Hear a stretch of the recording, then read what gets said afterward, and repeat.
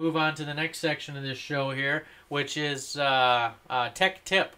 So I don't know if you guys know, but I got myself an iPhone, a 3G iPhone. I didn't have to stand in line. They shipped it right to my house just because I'm a tester on the back of the box. So it says right here, demo, not for resale. So I got myself a black 3G 8 gigabyte iPhone model, and so far, if I was to give this device a rating on a 1 to 10, I'm gonna give it 8.5 to a 9, maybe a 9. Where I'm still giving my Tilt 8.5 to a 9 as well. So let's just give both of these devices. You know, if I had to pick from devices, I would say, you know, they're both right in an 8.5 or a 9 on a 1 to 10 scale in my book. So, oh yeah, it looks like my Tilt battery is having a problem. So, you know, and that's one thing I don't look forward to on this iPhone is once I charge it, you know, 350 times, how am I going to replace the battery? I got to send it into Apple and have them replace the battery. That doesn't sound exciting for me, but at least I really like the screen size on it. I like the accelerometer feature in it. I like a whole lot of things about it. I like the navigation.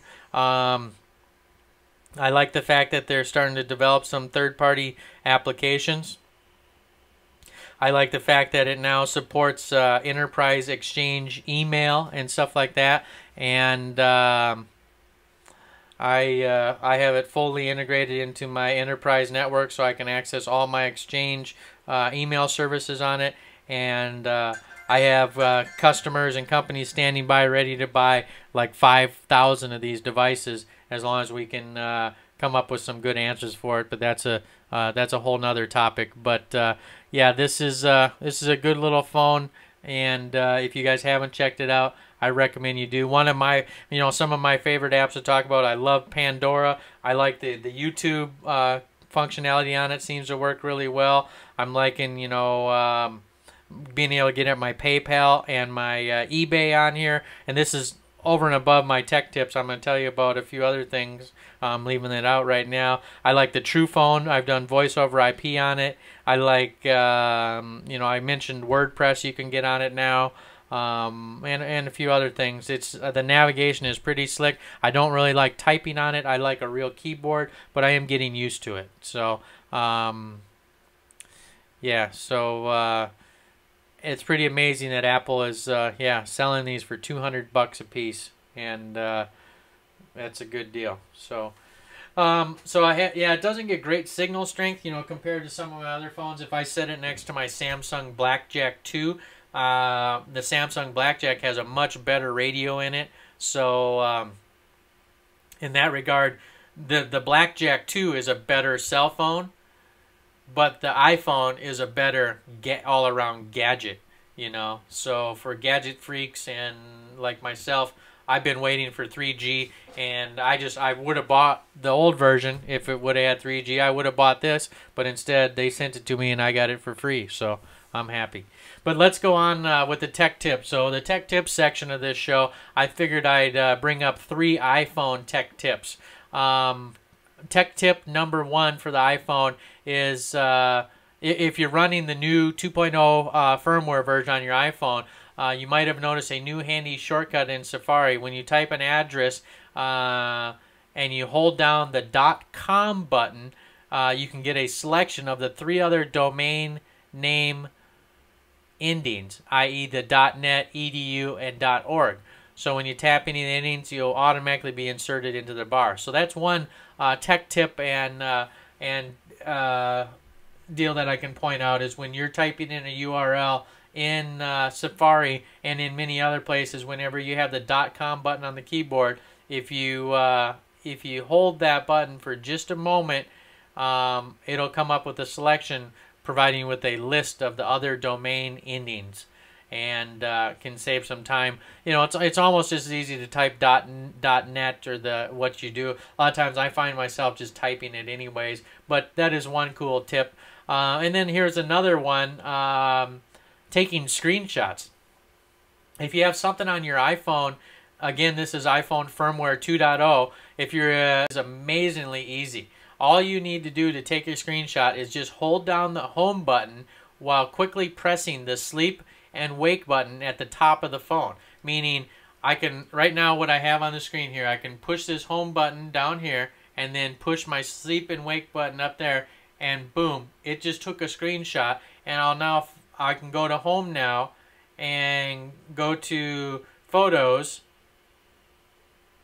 and that picture will be in one of my photo libraries. It'll be in the camera roll. So right here in camera roll, there's a picture.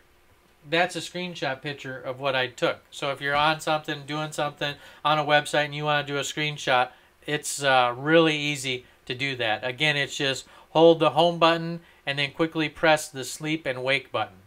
And then, so tech tip, another tech tip I want to bring up here for the iPhone is, this one is awesome and I'm loving this, is remote control, or remotely connect your iPhone to your desktop computer. Use Mocha VNC. VNC, if any of you have ever used that, is it's a cross-platform remote control application. You can get VNC to run on a Windows PC, on OS X, and also a Linux box.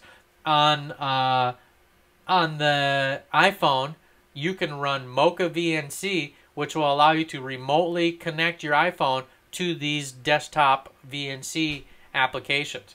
Mocha VNC provides access to any VNC server, and it uses a standard VNC protocol. It does password encryption during the sign-on. It supports 8 and 32-bit color modes. It supports screen resolutions up to 1680 by 1200. Again, it has that cool slide your fingers apart to zoom out and slide them together to zoom in. It has local mouse support. It will do landscape mode or portrait mode, and it can handle 6 host configurations. It goes on to say the Mocha VNC in the notes I have here say that they tested it using Real VNC, Tight VNC, and Ultra VNC on Windows, as well as on Apple's remote management, which is included with the Mac OS X. So that's awesome. On my iPhone, I can actually remotely control my Windows box, my OS X box, or my Linux box, and remotely control it. So again, that's Mocha VNC, and I'll just throw this link in the chat. And again, I'll have more notes in the show notes, and you can also get it on the App Store. Just search for Mocha VNC or VNC, and you'll find it. It's a pretty small little application, and again, it's free.